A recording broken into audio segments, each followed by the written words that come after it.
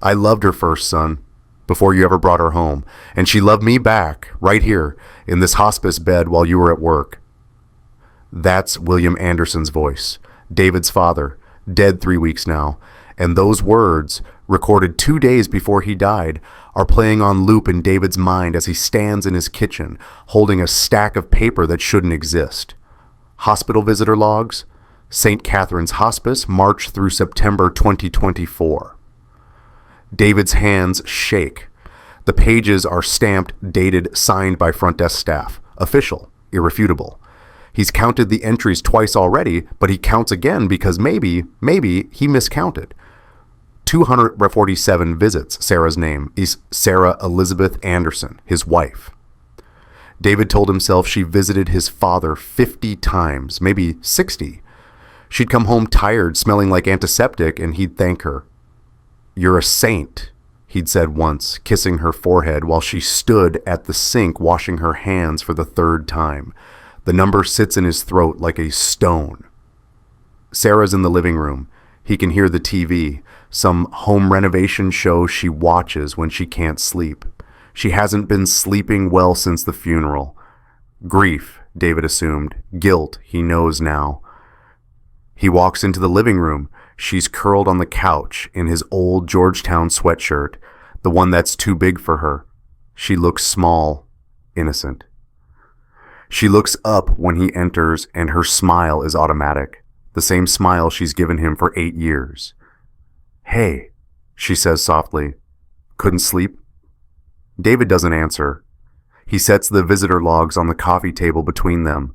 The papers fan out slightly, a cascade of evidence. Sarah's eyes drop to the stack.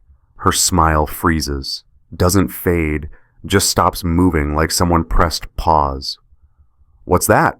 she asks, but her voice has gone careful, tight. "Visitor logs," David says. His voice sounds far away, like he's listening to himself from another room. "From St. Catherine's. Maggie Thompson gave them to me yesterday." Maggie, the night nurse, the one who looked at David during the funeral reception and said, "I'm sorry for your loss." And then, quieter, "I'm sorry for everything." He hadn't understood then. Sarah sits up slowly. She reaches for the top page, but David speaks before she touches it. 247 visits. Her hand stops midair. "I counted them," David continues, 3 times. 247 visits between March 12th and September 8th, the day Dad died. Sarah's fingers curl back toward her palm. "David, I thought you went 50 times, maybe 60. You told me you were going twice a week." "I was helping." Twice a week is not 247 visits in 6 months, Sarah. The TV host is saying something about crown molding. Sarah doesn't look at the screen. She looks at the logs. Specifically, she looks at one page near the top of the stack, and her face, already pale, goes white, bone white. David picks up the page she's staring at. March 12th, 2024. The very first entry. 11:47 p.m. "That was the night he asked me to stay," Sarah whispers. 6 months earlier. David's father, William James Anderson, 68 years old, stage 4 pancreatic cancer, sat in Dr. Morrison's office and listened to a death sentence delivered in clinical terms. 6 months, Dr. Morrison said, looking at William over the top of wire-rimmed glasses. "Maybe 8 with aggressive treatment. I'm sorry, William." David sat beside his father, numb. William nodded slowly, the way someone nods when they're not really processing information, just acknowledging that sound waves have reached their ears. They drove home in silence. William stared out the passenger window at strip malls and gas stations, at a world that would keep turning without him. "You don't have to do this alone," David finally said as they pulled into William's driveway. The house looked too big suddenly, too empty. William's wife, David's mother, Catherine, had died 4 years earlier. Heart attack, sudden. William had been alone since then, rattling around in a 4-bedroom house that smelled like dust and old memories. "I'll be fine," William said automatically. "No." David's voice was firm. "You won't, and that's okay." That night, David talked to Sarah. They were in bed, lights off, her head on his chest. He told her about the diagnosis, about the 6 months, about the way his father had looked so small in the passenger seat. "He shouldn't die alone," David said into the dark. Sarah's hand found his. She squeezed. "He won't. But I work 60 hours a week. The Henderson project doesn't wrap until June, and I can't. I'll help." David turned his head to look at her. "Sarah, I'm serious." She propped herself up on one elbow. In the dim light from the hallway, her eyes were soft, earnest. "I work from home. I can check on him, make sure he eats, drive him to appointments. You said yourself he shouldn't be alone." David felt something loosen in his chest. Relief. Gratitude. "You'd do that?" "He's family," Sarah said simply. 2 days later, Sarah drove William to St. Catherine's Hospice for intake. David had offered to take off work, but Sarah had insisted. "Save your time for when he really needs you," she'd said. The hospice intake coordinator, a woman named Patricia with kind eyes and too much perfume, walked them through paperwork. William's medical bracelet clicked against the clipboard as he signed forms. Plastic on metal. A small sound, but David would remember it later, the rhythm of it, like a clock ticking down. Sarah sat beside William, her hand on his shoulder. Patricia smiled at them. "It's wonderful that you have family support," she said to William. "That makes all the difference." William looked at Sarah. Something passed across his face, too quick for David to read. "Yes," William said quietly. "It does." After the appointment, they stopped for coffee, a small cafe near the hospice, the kind with mismatched furniture and local art on the walls. William ordered tea. Sarah got a latte. David got nothing. He had to get back to the office. "You're sure about this?" David asked Sarah. "It's not too much?" "I'm sure," she said. William stirred his tea slowly, watching the spoon circle the cup. He looked up at Sarah, and his voice, when he spoke, was soft, almost tender. "You remind me of someone I used to know." Sarah tilted her head. "Oh?" But William just smiled, a sad, distant smile, and didn't elaborate. David didn't ask who. He was already thinking about the Henderson project, about the meeting he was missing, about the 60 emails waiting in his inbox. He should have asked. He should have asked who William meant. He should have noticed the way his father's hand lingered on Sarah's when he thanked her for the ride home. He should have noticed a lot of things. But he didn't. 3 months into hospice care, David comes home from work late. Again, it's Thursday, 9:30 p.m. The house is dark except for the kitchen light. Sarah's making tea, her back to him. "How was Dad today?" David asks, setting his laptop bag on the counter. "Good," Sarah says without turning around. "Tired, but good." "Did he eat?" "I made him soup. He had about half." David nods, loosening his tie. "Thank you. Seriously, I don't know what I'd do without you." Sarah turns then, and she's smiling, but there's something in her eyes, something David can't quite name. "It's nothing," she says. "It's not nothing. You're spending more time with him than I am. You're working. Someone has to keep the lights on." David crosses the kitchen, pulls her into a hug. She smells like his father's house, like old books and the lavender soap William has used for 30 years. "You're a saint," David murmurs into her hair. Sarah's arms tighten around him. "I'm really not," she whispers. But David doesn't hear the weight in those words. He's already thinking about tomorrow's presentation. June, a Wednesday afternoon. David leaves work early, a miracle, and drives straight to St. Catherine's. He wants to surprise his father, maybe take him outside if he's feeling strong enough. The June air is warm, and William always loved sitting in the courtyard. David signs in at the front desk. The receptionist, a young guy named Marcus, smiles. "He's got company," Marcus says. "Your wife's with him?" David nods. "Of course she is. Sarah's always there." He walks down the hall. The hospice smells like antiseptic and something sweeter, decay hidden under bleach. Room 14. The door is ajar. David's about to push it open when he hears his father's laugh. Not the polite chuckle William gives to nurses' jokes. This is real, warm. The laugh David remembers from childhood before his mother died, before the loneliness settled into William's bones.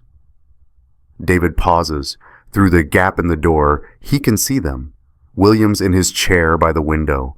Sarah's perched on the edge of his bed, holding something, a photo album maybe. William says something David can't hear, and Sarah throws her head back, laughing. They look comfortable, natural, like they've done this 1,000 times. William reaches out, touches Sarah's hand where it rests on her knee. Just a brief touch. A second, maybe 2, but Sarah doesn't pull away. David's stomach does something strange. A flutter.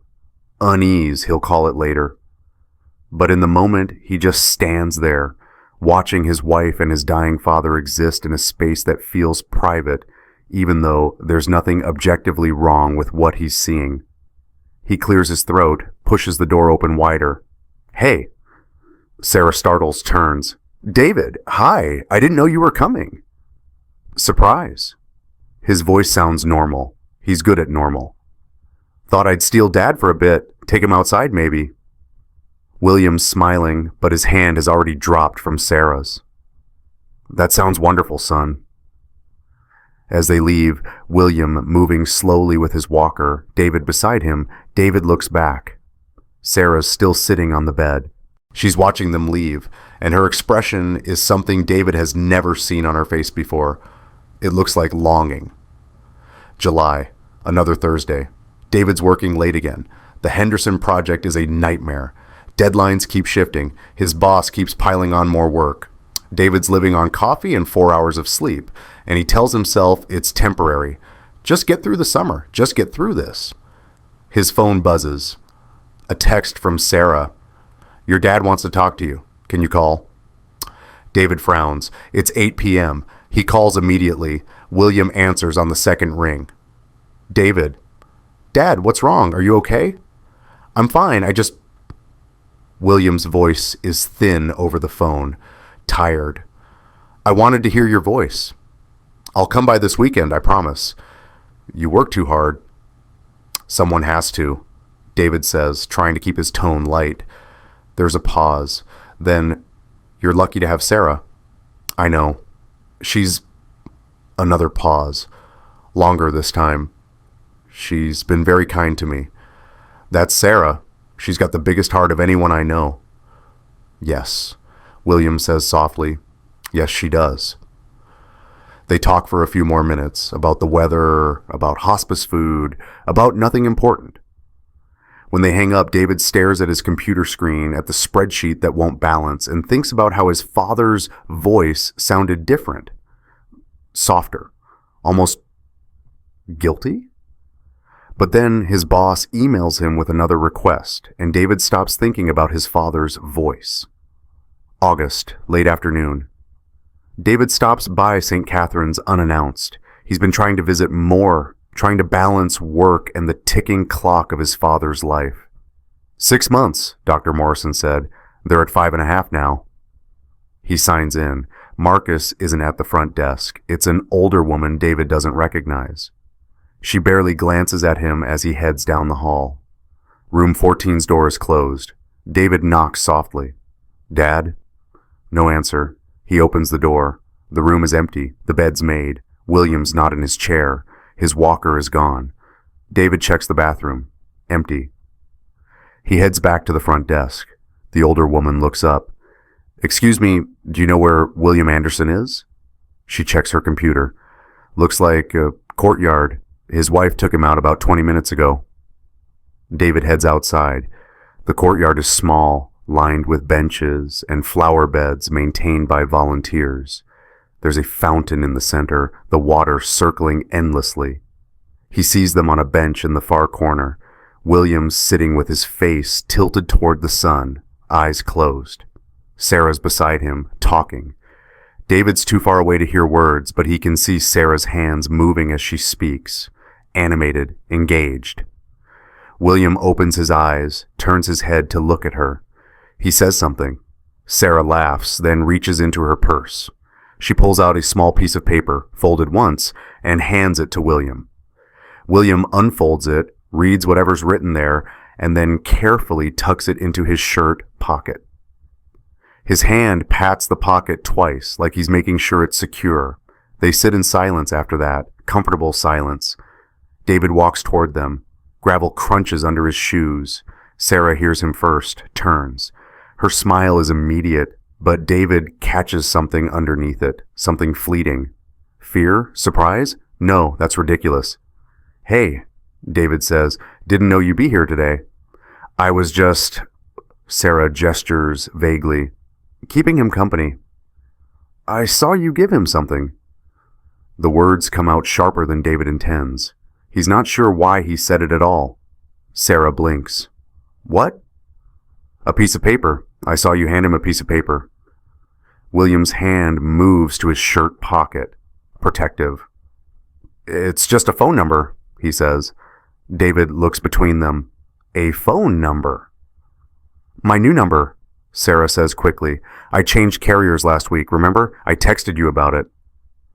David does remember, vaguely. She'd complained about Verizon's coverage. Why does Dad need your new number? Sarah's expression shifts, not quite annoyed, not quite defensive, something in between. So he can text me if he needs anything at night. He has my number. You're working, David. Sarah's voice has an edge now. You're working 60, 70 hours a week. What's he supposed to do? Wait for you to maybe check your phone between meetings. Other families are in the courtyard. An elderly woman in a wheelchair, a middle-aged couple holding hands. They're not staring, but they're close enough to hear raised voices. David lowers his voice. I'm just asking why he needs a new number. Don't be dramatic, Sarah says. She stands, brushes off her jeans. It's just innocent flirting. Old people like feeling useful, like they still matter. He wanted my number, so I gave it to him. The phrase hangs in the air. Just innocent flirting. David's brain catches on the word flirting. Why would she call it that? Why not just say keeping in touch or staying connected? William's hand is still on his pocket. David looks at his father. Why do you need a new number, Dad? William meets his eyes. For a moment, there's something in his father's expression, guilt maybe or sorrow, but then it's gone, replaced by the tired smile of a dying man. Don't fuss, son, William says gently. Your wife is just being kind. Sarah's phone buzzes. She checks it, then looks at David. I need to go. Conference call in 20 minutes. She leans down, kisses William's forehead. I'll see you tomorrow. Then she turns to David, kisses his cheek. Love you. Don't work too late. She leaves. David sits beside his father on the bench. They watch the fountain together, water circling, circling. She's a good woman, William says after a while. I know. You're lucky. I know that too. William's hand pats his shirt pocket again. The paper crinkles faintly. David wants to ask what else is written on that paper. He wants to ask why his father looks at his wife the way he does, like she's sunlight, like she's water in a desert. But he doesn't ask, because that would be dramatic, and it's just innocent flirting, right? If you've ever been told you're overreacting when your gut screamed otherwise, if you've ever dismissed your own instincts because someone called you dramatic, type, I felt that in the comments. September 8th, 2024, 2:47 a.m. David's phone rings. He lurches awake, heart hammering. Sarah stirs beside him. David grabs his phone, squints at the screen. St. Catherine's Hospice. Hello? Mr. Anderson, this is Maggie Thompson, night nurse. I'm calling about your father. David's already out of bed, pulling on jeans with one hand. What happened? He's declining rapidly. You should come now. The drive takes 12 minutes. David doesn't remember any of it. Sarah's beside him in the passenger seat. Quiet. Her hands are folded in her lap. They run into the building. Well, David runs. Sarah walks quickly, her face pale. Maggie meets them outside room 14. She's in her 50s, gray hair pulled back, eyes kind but tired. "He's asking for you," she says to David. David pushes open the door. The room is dim, lit only by the equipment monitors. William's in bed, propped up slightly. His breathing is labored, rattling. His eyes are closed. "Dad." David's beside the bed immediately, taking his father's hand. It's cold, thin. "Dad, I'm here." William's eyes flutter open. He looks at David, and recognition takes a moment to focus. "Son," William whispers, "I'm here. I'm right here." William's gaze shifts past David. Sarah's standing in the doorway. She hasn't come closer. "Sarah," William breathes. Sarah steps forward, but slowly. She stops at the foot of the bed. William's hand moves weakly, gesturing.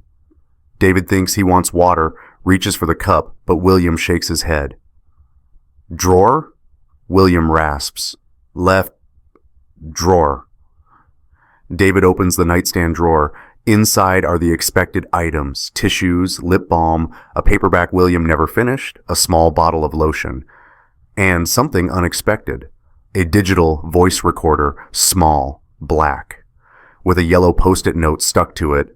The note, in William's handwriting, "Play after I'm gone." David's fingers close around the recorder. He looks at his father. William's eyes are closing. His breathing changes, slower, more shallow. The rattle deepens. "Dad?" But William doesn't answer. His hand goes slack in David's grip. The monitors change their rhythm. A long, steady tone. Maggie comes in quickly, checks vitals, then steps back. She puts a hand on David's shoulder. "I'm sorry," she says softly. David stares at his father's face. William looks peaceful, almost like he's sleeping. Except he's not sleeping. He's gone. Sarah's crying, quiet, restrained sobs. She covers her mouth with one hand. David doesn't cry, not yet. He's still holding the recorder. "Play after I'm gone." Maggie leaves them alone. Sarah moves to David's side, puts her arm around him. "I'm so sorry," she whispers. David nods. He can't speak. There's a weight in his throat, in his chest, pressing down. They stay for an hour. Nurses come and go. Paperwork gets signed. Phone calls get made. Finally, they go home. David drives. Sarah's silent. When they get home, dawn is starting to break, pale light creeping through the windows. "Try to sleep," Sarah says. "I'll handle the funeral home stuff in the morning." David shakes his head. "I'm not tired." He goes into his study, closes the door. He sits at his desk. The recorder is in his hand. "Play after I'm gone." David presses play. Static. A cough. Then William's voice. Stronger than it's been in months, like the recording was made earlier when he had more energy. "David, if you're listening to this, I'm dead. And I need to tell you something I should have told you while I was alive, but I'm a coward. I've always been a coward." A pause. William clears his throat. "I had an affair with your wife." The room tilts. It started in March. She was kind to me, patient. She listened. And I was lonely, David. So goddamn lonely. Your mother's been gone 4 years, and I'd forgotten what it felt like to be seen, to matter. David's hands are shaking. Sarah made me feel alive again. And somewhere along the way, it stopped being about comfort. It became something else. William's voice cracks. "I loved her first, son, before you ever brought her home. Not literally, I know that's not what I mean. But I loved her first in those last months. I loved her while I was dying. And she loved me back. Right here, in this hospice bed while you were at work." David's vision blurs. "I'm sorry. I'm so fucking sorry, but I'm also not. Because she made dying beautiful. And I think that's the cruelest part. That I'm grateful?" Silence. Then, "If you're hearing this, I kept my promise. I left everything to her in the will. She earned it. She earned every goddamn thing." The recording clicks off. David sits in his study as the sun comes up. The recorder is still in his hand. From the bedroom, he can hear water running. Sarah's in the shower. and David realizes she hasn't asked about the recorder, not once. She already knows what's on it. David doesn't confront Sarah immediately. He should. He knows he should. But there's a funeral to plan, obituaries to write, relatives to notify, his Aunt Patricia in Vermont, his father's old college roommate in Florida, people who need to know that William James Anderson, beloved father and widower, has died peacefully in hospice care, surrounded by love. The lie tastes like copper in David's mouth. Sarah handles most of the arrangements. She's good at this. Logistics, phone calls, the small, terrible details of death. She picks out a casket. She orders flowers. She writes a draft of the obituary and shows it to David for approval. William is survived by his son, David, and daughter-in-law, Sarah, who provided devoted care during his final months. Devoted care. David stares at the words until they stop looking like words at all, just shapes on a screen. "It's good," he tells Sarah. She nods, relief flickering across her face. "I wasn't sure about the wording." David goes back to his study. He's locked the recorder in his desk drawer. He hasn't told Sarah he listened to it. He doesn't know why. Maybe because once he says the words out loud, "I know," everything becomes real, irreversible. So he waits. The funeral is on a Wednesday. 63 people attend, more than David expected.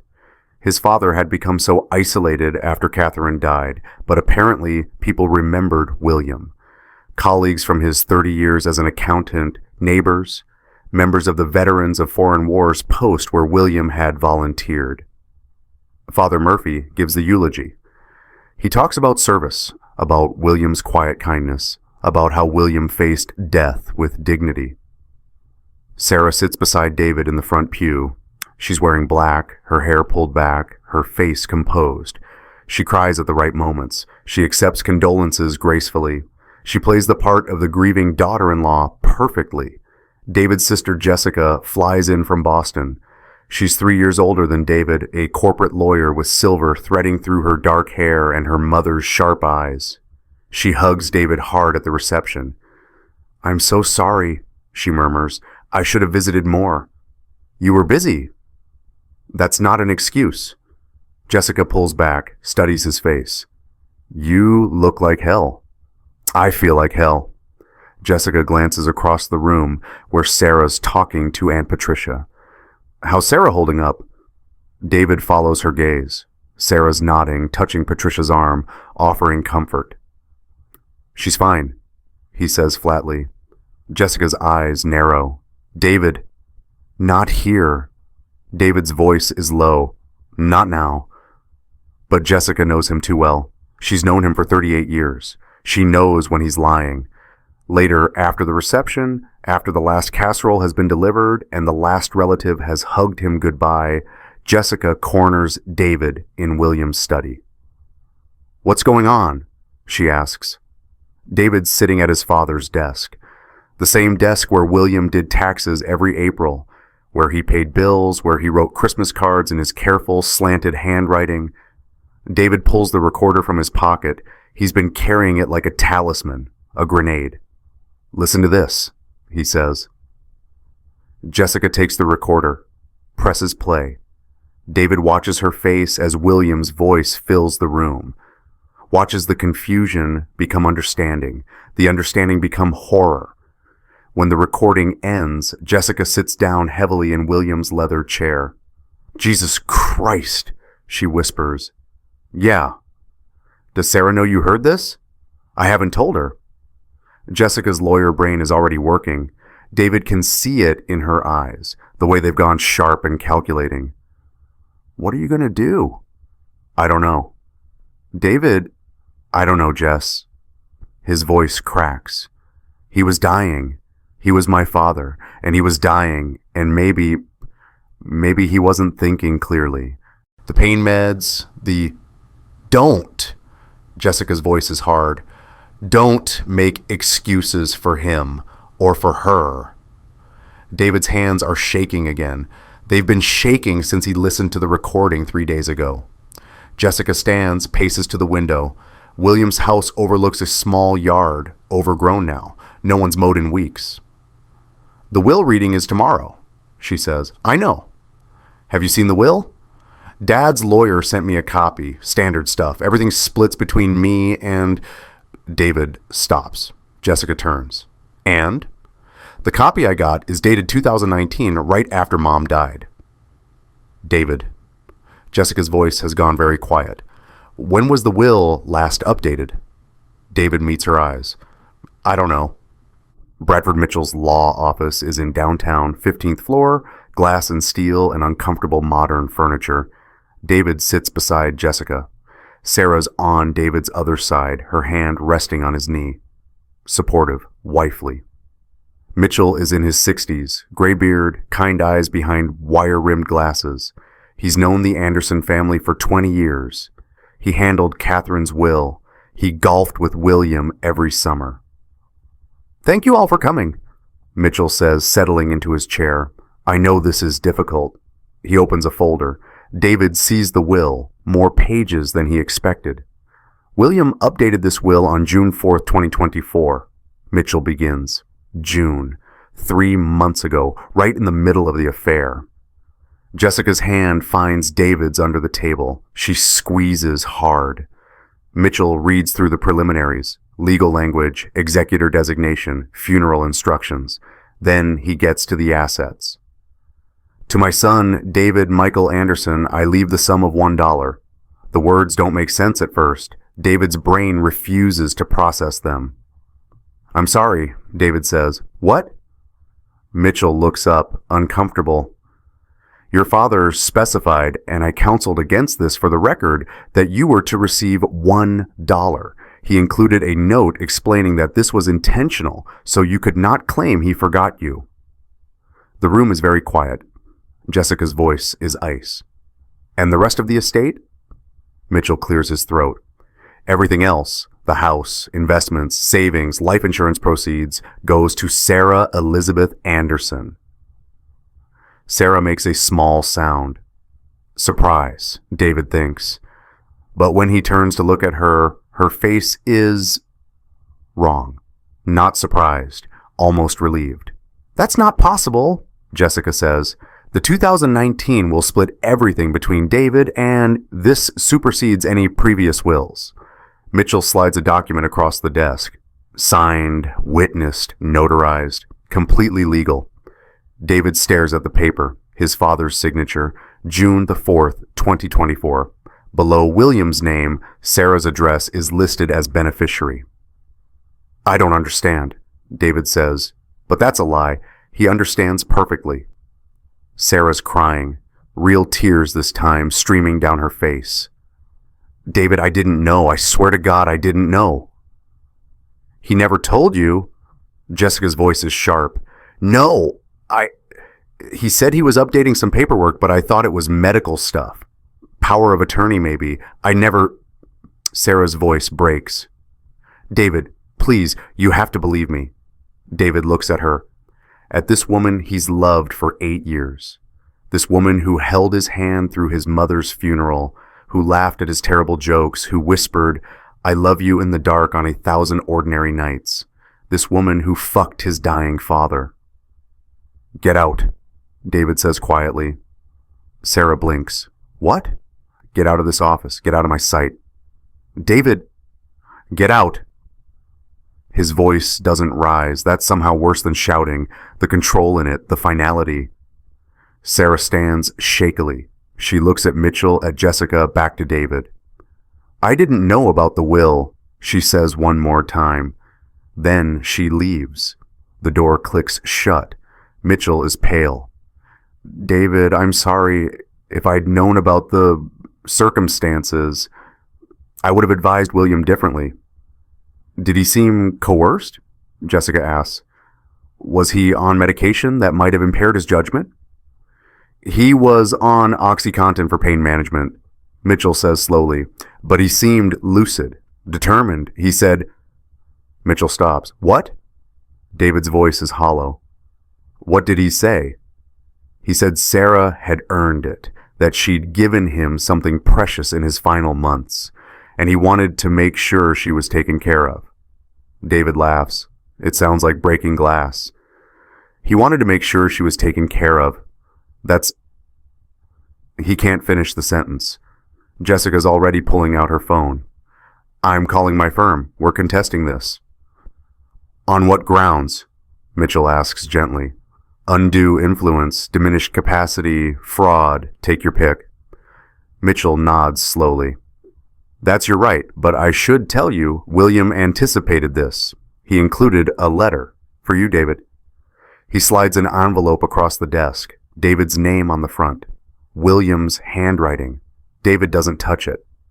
I can't, he says. Not yet. Jessica takes the envelope, tucks it into her briefcase. We'll need copies of everything. The will, the codicil, any correspondence between William and Sarah, medical records showing his medication schedule, and I want visitor logs from St. Catherine's. Visitor logs? Mitchell frowns. Just get them, Jessica says. They go back to David's house. Sarah's car isn't in the driveway. David doesn't know where she went. He doesn't care. Jessica makes coffee. Neither of them drinks. She spreads documents across David's dining room table like she's preparing for trial. Walk me through the timeline, she says. David does. March to September. The diagnosis, the hospice care, Sarah's increasing involvement, the number exchange, the way William looked at Sarah. All the small moments David dismissed as nothing. Jessica takes notes. When David finishes, she sits back. We need evidence, she says. The recording is a start, but we need more. Phone records, text messages, anything that proves the affair. I have the visitor logs, David says. Maggie gave them to me. Maggie? The night nurse. David hesitates. She apologized to me at the funeral, said she was sorry for everything. I didn't understand at the time, but I think she knew. Jessica's eyes light up, lawyer eyes. We need to talk to her. They go to St. Catherine's the next day. Maggie's working the day shift, which is unusual for her, but she'd switched schedules to attend William's funeral. She meets them in a small conference room. She's still in her scrubs, her gray hair pulled back, exhaustion etched into her face. Mr. Anderson, she says to David, I wasn't sure if I'd hear from you. You gave me the visitor logs, David says. Why? Maggie sits down heavily. Because you deserve to know. Because I watched it happen and I did nothing. And that's going to haunt me for the rest of my life. Jessica pulls out a legal pad. Ms. Thompson, I'm David's sister. I'm also an attorney. Would you be willing to give a statement about what you observed? Maggie looks at David. This is going to hurt. It already hurts, David says. Maggie nods. She takes a breath. The affair started in April, maybe late March. I'm not sure exactly when, but I started noticing things. Sarah would come late at night, 10, 11 p.m. She'd stay for hours. That's not necessarily inappropriate, Jessica says, playing devil's advocate. Family members often keep vigil. At first I thought the same thing. Maggie's voice is steady, clinical, nurse voice. But then I noticed the door would be closed, locked. And when I'd knock to do vitals checks, there'd be a delay before Sarah answered. She'd be flushed. Her clothes would be disheveled. David feels sick. On April 9th, Maggie continues, I walked in during a sponge bath. Sarah was supposed to be helping William bathe, but when I entered, I'd knocked, but there was no answer and I was worried. Sarah was crying. William was holding her face in his hands. They weren't doing anything explicitly sexual, but the intimacy. Maggie stops. That's not caregiving, that's intimacy. Jessica writes rapidly. Did you report this? I filed an incident report with my supervisor, but it went nowhere. William was a patient with the right to visitors. Sarah was family. Unless there was clear evidence of abuse or coercion. Maggie shrugs helplessly. It was classified as a family matter. Did you talk to William about it? David asks. His voice sounds far away. Once. I asked if he felt safe if anyone was pressuring him. He said... Maggie's voice softens. He said Sarah was the only thing making him want to live. The room is silent except for Jessica's pen scratching paper. There's more, Maggie says quietly. She reaches into her pocket, pulls out a folded piece of paper. I kept this. I shouldn't have, but I did. She unfolds it. It's an incident report dated July 12th, 2024. 2:35 a.m., I did a bed check. The door to room 14 was closed, not unusual, but I heard sounds. I knocked, waited. Finally, William called out that everything was fine. When I entered, Sarah was in the chair beside his bed, but the chair had been moved. It was right up against the bed, and her hand was under the blanket. David stands abruptly, walks to the window. He can't hear this. He has to hear this. Jessica's voice is calm, professional. What did you observe after you entered? Sarah pulled her hand back. William was... Maggie pauses. He looked guilty. They both did. I took William's vitals. His heart rate was elevated. He was sweating. He said he'd had a nightmare. But you didn't believe him, Jessica finishes. No, I didn't. Jessica taps her pen against the legal pad. Why didn't you tell David? Or call the ethics board? Maggie looks at David's back. Because William was dying. He had maybe 8 weeks left, and he seemed happy. Genuinely happy for the first time since I've been caring for him. So I told myself it was mercy. That Sarah was giving him something to hold on to in his last days. She stands, walks over to David. I was wrong. I should have told you. I'm sorry. David turns. His eyes are dry. He's cried out, or maybe he's just numb. How often? He asks. How often did you see them together like that? Maggie looks away. 37 times. I counted. 37 times between April and September where I walked in on something that crossed a line. 37 times. 247 visits. 37 times that crossed a line. The math is devastating. David goes to his father's house alone. Jessica offers to come, but he needs to do this by himself. The house smells stale, closed up. David opens windows, lets September air flow through rooms that haven't breathed in weeks. He starts in William's bedroom. He's looking for something, evidence, confirmation. He's not sure what. He goes through drawers, the closet, under the bed. In the nightstand, he finds a box. It's wooden, small, with a brass latch. David recognizes it. His mother gave it to William on their 20th anniversary. She'd had it engraved, "To my love, always." David opens the latch. Inside are letters, 3 of them, handwritten on hospital stationery, the kind with St. Catherine's Hospice printed at the top. David sits on the edge of his father's bed and reads, Letter 1, dated May 15th, 2024. Sarah, I don't know what to call this thing between us. It started as kindness, yours, and loneliness, mine. But somewhere in the hours you've spent sitting with me, talking to me, touching my hand when the pain gets bad, it became something else. I know this is wrong. You're married to my son. I'm dying. These are facts I recite to myself every night. But then you walk through that door and facts stop mattering. You asked me yesterday what I regret most about my life. I told you I regret not traveling more, not learning to play piano, small things. But the truth is, I regret that I met you too late. I'm 68 years old. I've been in love twice in my life, once with Catherine and now with you. But Catherine's been gone 4 years, and I've got maybe 4 months left. Do the math. It's cruel. You said you'd come back tomorrow. Please do. Please keep coming back. You're the only reason I haven't asked Dr. Morrison for the morphine drip. William, letter 2. Dated June 20th, 2024. Sarah, last night when you fell asleep in the chair beside my bed, I watched you for an hour. Your hand was in mine and I could feel your pulse, steady, strong, alive. I'm terrified of dying. I don't think I've admitted that to anyone before, not even Catherine at the end, but I'm terrified, not of the pain, morphine handles that now, but of the nothingness, the stopping. When I'm with you, the fear goes quiet. David called this morning. He asked if I needed anything. I lied and said no. The truth is, I need his wife. I need her voice, her laugh, the way she rests her head on my shoulder when she thinks I'm asleep.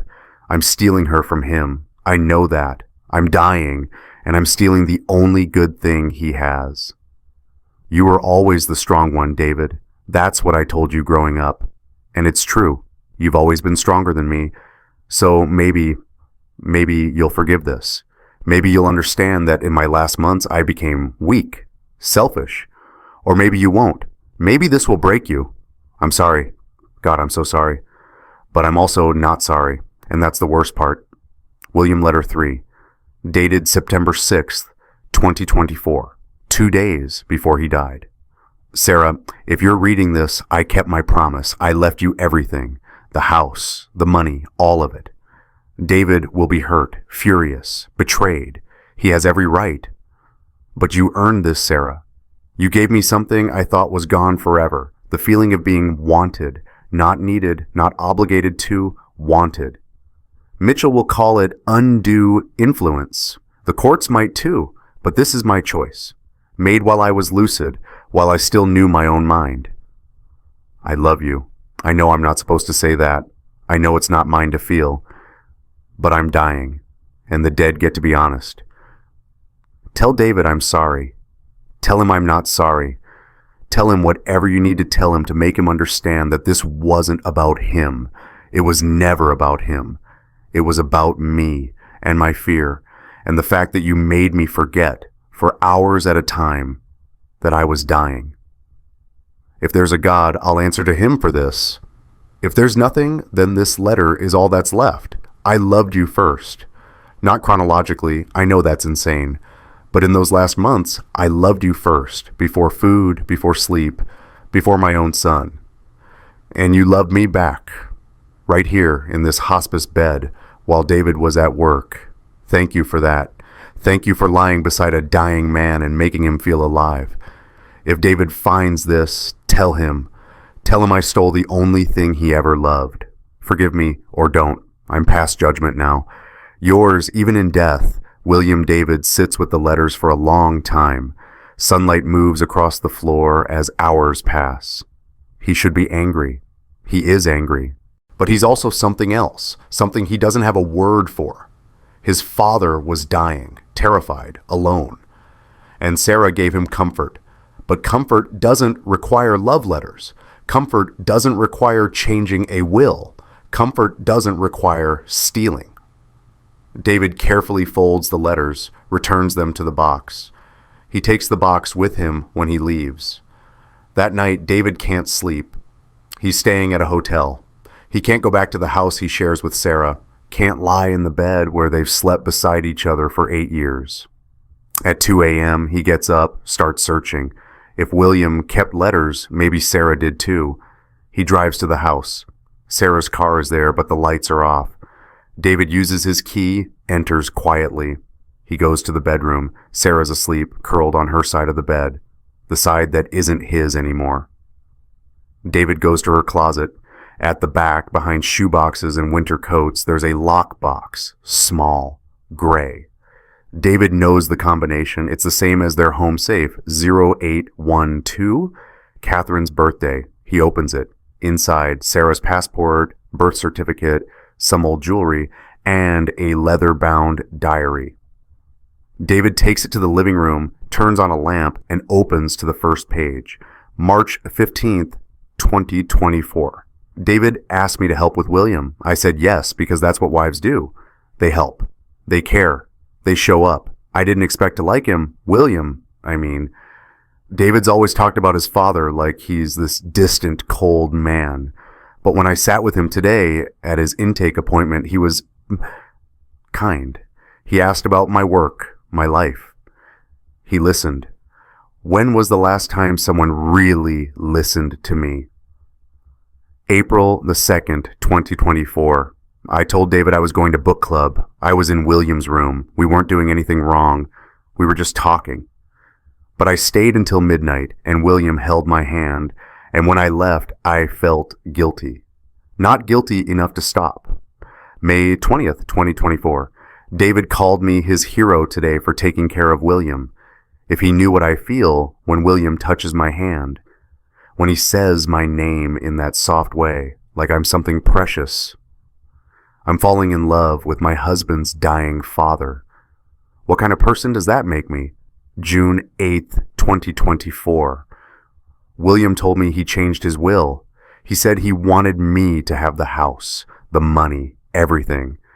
I told him that was crazy, that David would never forgive me. He said, good people don't always get what they deserve, but you do. You deserve to be taken care of. I didn't say no. I should have said no. July 30th, 2024. William asked if I'd stay with him all night. I said yes. We didn't have sex. He's too weak for that now. But I lay beside him in that narrow hospice bed, and he held me. And for hours, I forgot he was dying. I forgot I was married. I forgot everything except the feeling of being wanted this much. August 15th, 2024. David's working 70-hour weeks. He comes home exhausted, eats dinner in front of his laptop, falls asleep on the couch. I could tell him about William, about the affair, about the will. But what would that accomplish? William's dying. Let the man die happy. Let me have this one thing before it's over. Is that selfish? Yes. Am I going to stop? No. September 7th, 2024, the day before William died. William's fading. Hours left, maybe a day. I sat with him all afternoon. He kept saying my name over and over. Sarah, Sarah. He told me he loved me, not the first time, but this time it felt different. Final. I said it back. I love you too. And I meant it. God help me. I meant it. David closes the diary. He sits in the dark living room of the house he bought with Sarah 5 years ago. The house where they hosted dinner parties, where they talked about having children someday, where they built a life. That life is ash now. But as David reads through Sarah's diary again, slower this time, trying to understand, he realizes something. Sarah fell. She didn't plan this. She didn't seduce a dying man for money. She fell. Accidentally, stupidly, inevitably. She fell in love with someone who was dying, and she stayed because leaving felt crueler than staying. Does that make it forgivable? David doesn't know, but it makes it complicated. And complications are harder to hate than clear villains. Here's the question I need you to answer. If someone betrays you out of mercy, does the intention erase the damage? Comment 1 for yes. Mercy matters. Comment 2 for no. Betrayal is betrayal. But here's the twist. There's evidence for both sides. So which do you believe? The courthouse is gray stone and fluorescent lights and the smell of old paper and anxiety. David sits beside Jessica at the plaintiff's table. Sarah sits across the aisle with her lawyer, a woman named Rebecca Chen, mid-40s, expensive suit, the kind of lawyer who makes juries cry. The Honorable Catherine Reynolds presides. She's in her 60s, silver hair, reading glasses perched on her nose. She's heard 10,000 sad stories in this courtroom. This is just one more. This is a will contest, Judge Reynolds says, looking over the docket. Anderson v. Anderson. The deceased is William James Anderson. The plaintiff is his son, David Anderson. The defendant is Sarah Anderson, the primary beneficiary. Jessica stands. Your Honor, we're contesting the will on grounds of undue influence and diminished capacity. William Anderson was on high doses of OxyContin for pain management during the period he revised his will. We have evidence that the defendant exploited her position as caregiver to manipulate Mr. Anderson into changing his will in her favor. Rebecca Chen stands. Your Honor, William Anderson was lucid and of sound mind when he updated his will. He was examined by his physician, Dr. Morrison, who cleared him as mentally competent. Mr. Anderson's decision to leave his estate to Mrs. Anderson reflects his gratitude for the exceptional care she provided during his final months. This is a family dispute masquerading as a legal one. Judge Reynolds looks between them. I've reviewed the preliminary filings. This is going to take more than one session, but let's start with evidence. Ms. Clark, you may proceed. Jessica calls her first witness, Bradford Mitchell, William's lawyer. Mitchell takes the stand, is sworn in. He looks uncomfortable. This is his client's family tearing itself apart in public. Mr. Mitchell, Jessica begins, when did William Anderson first contact you about updating his will? May 30th, 2024. And when was the new will executed? June 4th. 5 days later. Jessica lets that sit. Did William explain why he wanted to change his will? Mitchell shifts. He said Sarah had been providing care, that he wanted to ensure she was taken care of financially. Did he mention his son?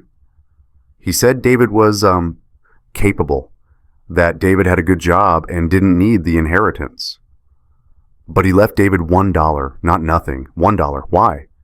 He said, Mitchell pauses. He said he wanted to make it clear this was intentional, that he hadn't forgotten David.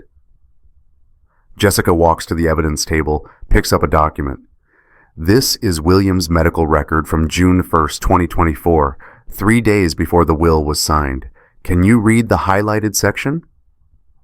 Mitchell puts on his reading glasses. Patient reports pain level 8 out of 10. Prescribed OxyContin 40 million every 12 hours with additional oxycodone for breakthrough pain. That's a significant dosage, isn't it? I'm not a doctor, but you've handled estates for 30 years. You've seen clients on pain medication. Did William seem impaired to you? Mitchell hesitates. He seemed determined, but also tired. He'd lost weight. He was clearly ill. Did he mention Sarah Anderson during your meeting? Several times. What did he say? Mitchell looks at Sarah. She's staring at her hands.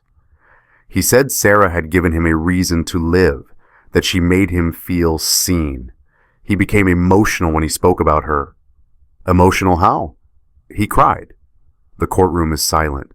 No further questions, Jessica says. Rebecca Chen cross-examines, tries to establish that William was competent, that his feelings were genuine, that love, even late-life love, doesn't constitute undue influence, but the damage is done. The jury, no, this is a bench trial, Judge Reynolds. The judge has seen the tears, the high medication dosage, the 5-day turnaround. Jessica calls Maggie Thompson next. Maggie takes the stand, gives her testimony. The 247 visits, the locked doors, the incident report from April 9th, Sarah crying, William holding her face. When Jessica asks about July 12th, the night Maggie heard sounds, saw Sarah's hand under the blanket, Sarah covers her mouth. A small sound escapes, not quite a sob, something closer to a whimper. Rebecca Chen objects repeatedly. Speculation. Assumes facts not in evidence. Inflammatory. Judge Reynolds sustains some, overrules others. Maggie finishes her testimony. She looks at David as she steps down. I'm sorry, she mouths. David nods. He's past anger. He's somewhere beyond it now, in a place that feels like the bottom of the ocean. Quiet, cold, dark. Jessica introduces the visitor logs. They're entered as Exhibit C. She introduces William's letters. Exhibit D. She introduces Sarah's diary. Exhibit E. Rebecca Chen fights hard against the diary. Inadmissible, obtained without consent, invasion of privacy. But Judge Reynolds allows it. This is a civil proceeding, not criminal, and the diary is directly relevant to the question of undue influence. Jessica reads excerpts aloud. I'm falling in love with my husband's dying father. I could tell him about William, about the affair, about the will, but what would that accomplish? I said it back. I love you too. And I meant it. Sarah's crying now. Real tears, silent and steady. Rebecca Chen leans over, whispers something. Sarah shakes her head.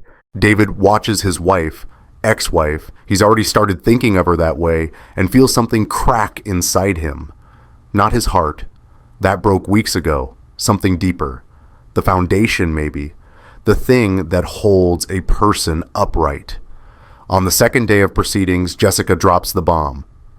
"Your Honor," she says, standing with a manila folder, "we've obtained additional evidence, medical records from St. Catherine's Hospice Billing Department." She hands copies to the judge, to Rebecca Chen, to the court reporter. David hasn't seen this. Jessica worked on it last night, called in favors from her firm's investigators. She only told him this morning. "There's one more thing. It's bad, David. It's really bad." Judge Reynolds opens the folder, reads. Her face doesn't change. Judges are good at that, but her eyes narrow. "Miss Clark," she says slowly, "are you alleging what I think you're alleging?" "Yes, Your Honor." Rebecca Chen is reading fast, her face going pale. She looks at Sarah. Sarah's staring at the table. Jessica addresses the court. On July 23rd, 2024, Sarah Anderson visited the emergency room at St. Catherine's Hospital. She was experiencing cramping and bleeding. She was 8 weeks pregnant. The courtroom erupts, whispers, gasps. Judge Reynolds bangs her gavel. "Order." Jessica continues, her voice steady, clinical. "The pregnancy was not viable. Mrs. Anderson miscarried.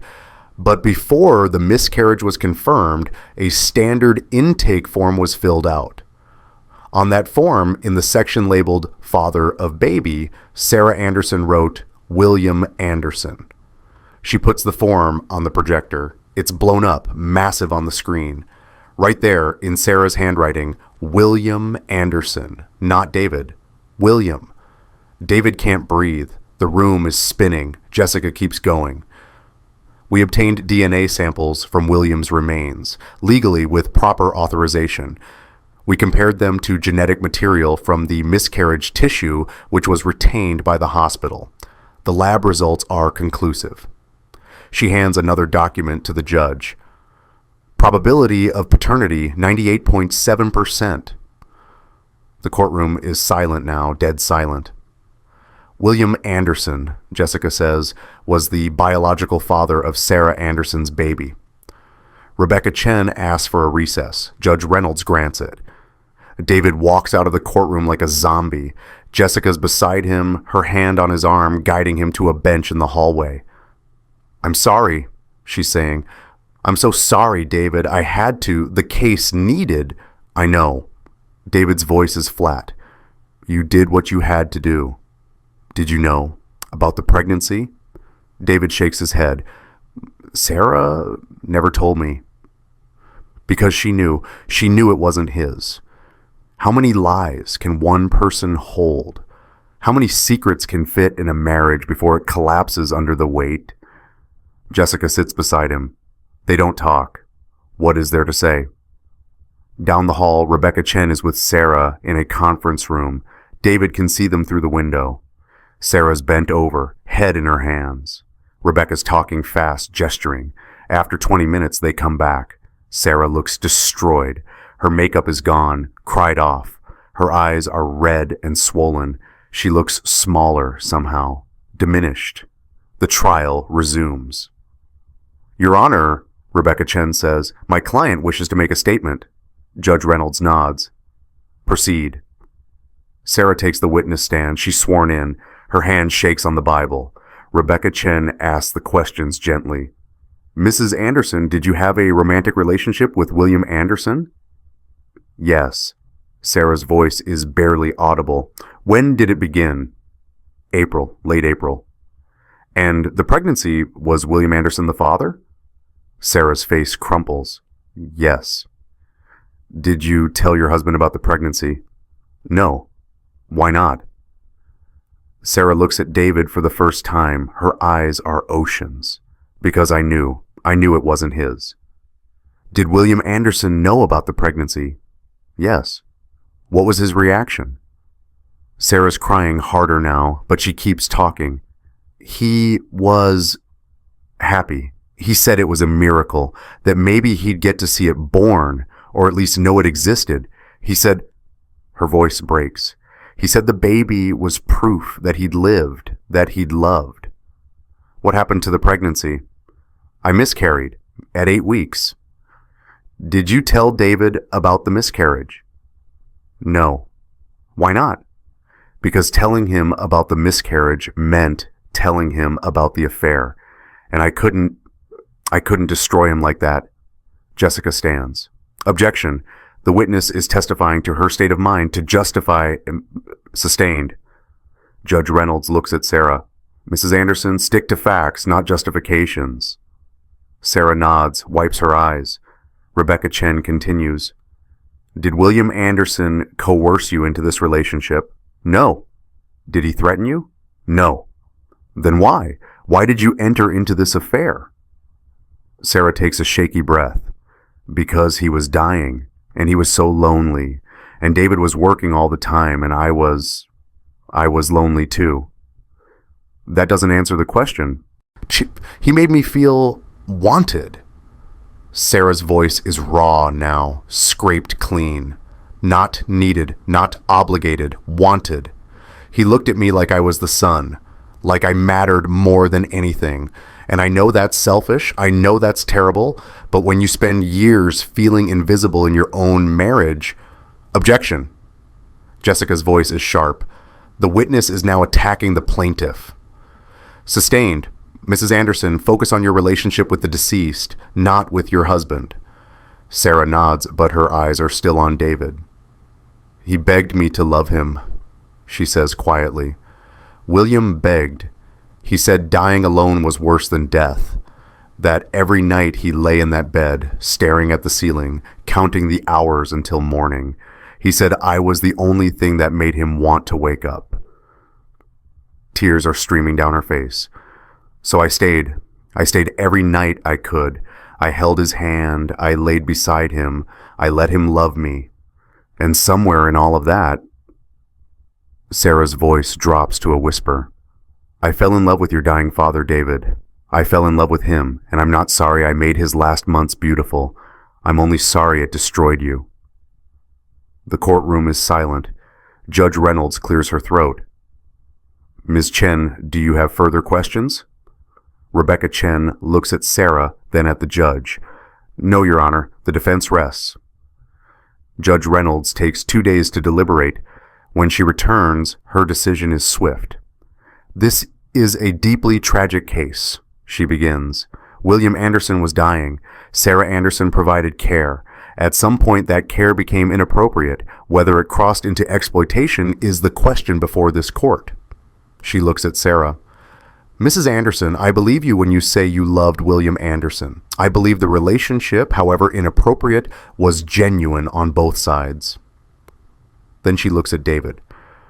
But Mr. Anderson, David, you are the victim here. Your father, in his final months, made decisions that were influenced by pain, fear, and medication. The will, dated June 4th, was executed while William Anderson was on significant opioid dosages. While that doesn't automatically invalidate the document, combined with the evidence of an affair, the pregnancy, and the rapid change in estate planning, she pauses. I find that William Anderson was under undue influence when he executed the revised will. The will dated June 4th, 2024 is hereby declared invalid. The previous will dated March 2019 is reinstated. The estate will be divided equally between David Anderson and Sarah Anderson as originally specified. Sarah makes a sound, relief maybe, or resignation. Jessica squeezes David's hand, but David feels nothing. Not victory, not vindication, just emptiness. Because what did he win? Half an estate? His father's house? He lost everything that mattered. Sarah's lawyer argued she was manipulated. David's lawyer said she made a choice. Who do you believe? Drop your take below. But here's the twist. There's evidence for both. And in the end, the judge split the difference. But could you forgive? Stay till the end. 3 weeks after the verdict, David stands at his father's grave. The headstone is simple. William James Anderson, 1956, 2024, beloved father. No mention of husband. Catherine's buried beside him, but there's space between the stones. Like, even in death, they're not quite touching. David's holding 2 envelopes. One is from William, the letter Bradford Mitchell gave him. David's been carrying it for 6 weeks, unopened. The other is from Sarah. She mailed it to Jessica's office with a note. Please give this to David when he's ready, or burn it. Whatever he needs. Father Murphy stands a respectful distance away, near a willow tree. He'd offered to come when David called. Sometimes, Murphy had said, we need a witness to grief. David opens William's letter first. David, if you're reading this, you know everything. The affair, the will, the baby. I could fill pages with apologies. I could explain the loneliness, the terror, the way dying makes you desperate for any hand to hold. But explanations aren't apologies. And I'm not sure I deserve forgiveness. I stole the only thing you ever loved. Sarah was yours, your wife, your partner, your future. And I took her because I was selfish and afraid, and because she made me forget for hours at a time that I was dying. You were always the strong one, David. Even as a boy, you were stronger than me. When your mother died, I fell apart. You held the family together. You planned the funeral. You called the relatives. You were 28 years old, and you were stronger than your 64-year-old father. So maybe I told myself you'd survive this too, that you'd be strong enough to lose your wife and your father and still keep standing. But that's not fair. Strength isn't infinite, and I shouldn't have tested yours. I'm writing this 2 days before I die. The pain is manageable now. They've got me on enough morphine to tranquilize a horse. But my mind is clear enough to know what I've done. I don't expect forgiveness. I don't think I want it. Forgiveness would require you to minimize the damage, to tell yourself it wasn't that bad, that I had reasons, but it was that bad. And my reasons don't matter. What I want, what I hope, is that someday you'll understand that this wasn't about you. You weren't lacking. You weren't insufficient. You were working, building a life, doing everything right. I was just broken. And Sarah was a bandage. The last thought I'll have before I die will be regret. Not her, not the affair, not even the baby. You. I'll think about you, David, about the son I failed. I'm sorry. I'm so fucking sorry. But I'm also grateful that in my last months I felt alive. And I know that's monstrous to be grateful for something that destroyed you. But the dying get to be honest. I loved her. And in loving her, I destroyed you. Forgive me, or don't. I'm past judgment now. Dad David reads it twice. Then he folds it carefully, puts it back in the envelope, and tucks it into his jacket pocket. He looks at Sarah's letter, her handwriting on the front, just his name, David. He doesn't open it. He pulls out his lighter, a silver Zippo, a gift from William on David's 18th birthday, engraved, "To my son." Dad, David flips it open. The flame catches on the first strike. He touches the flame to Sarah's letter. The paper curls, blackens. Whatever apology she wrote, whatever explanation, justification, plea, dies unheard. Some truths don't deserve forgiveness. Some just deserve fire. David watches the letter burn down to ash. The smoke rises toward the gray October sky, toward William's headstone, toward nothing. Father Murphy walks over slowly. "Did you read it?" he asks, nodding at the ashes. "No." "Do you regret that?" David thinks about it. "No." Murphy nods. Sometimes the kindest thing we can do for ourselves, for others, is to stop demanding answers. The dead can't give them. The living can only guess. David looks at his father's grave, at the dates. 68 years, not enough time, too much time. He used to tell me, "Blood is thicker than water," David says quietly, like family was everything, like it excused anything. "And now?" David's silent for a long moment. Then, "Blood is thicker than water, but water is what you choose to drink." Murphy smiles sadly. "That's wisdom, or just bitterness. Maybe both." David kneels, places his hand on the headstone. It's cold under his palm.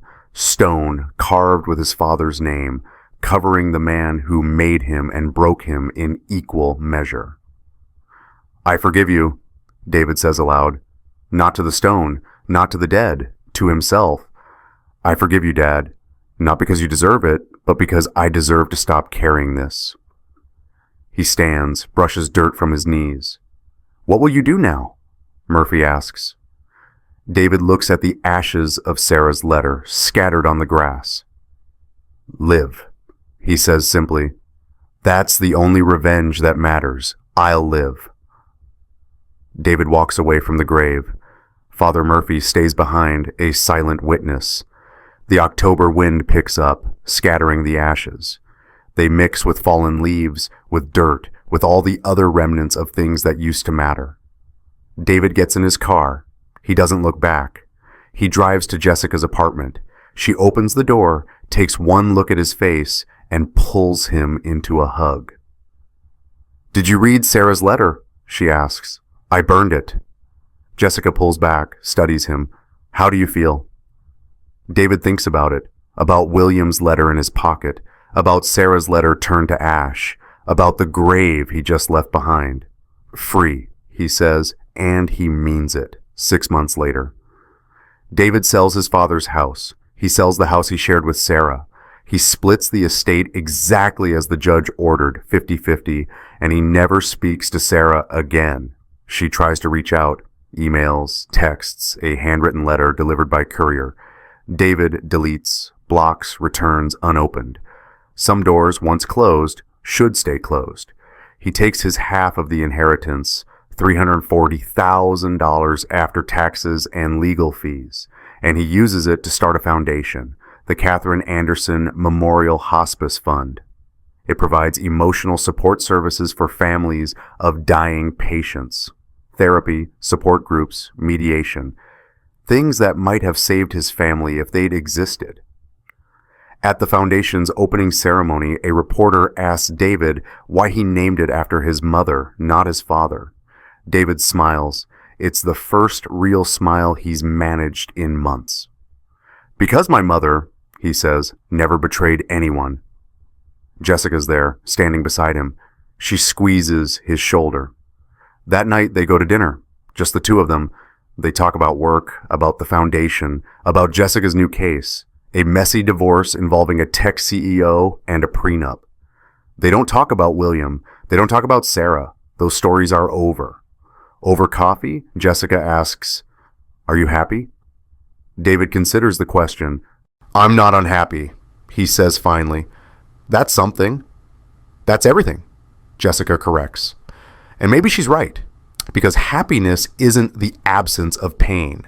It's the choice to keep living despite it. David chose life. He chose water over blood.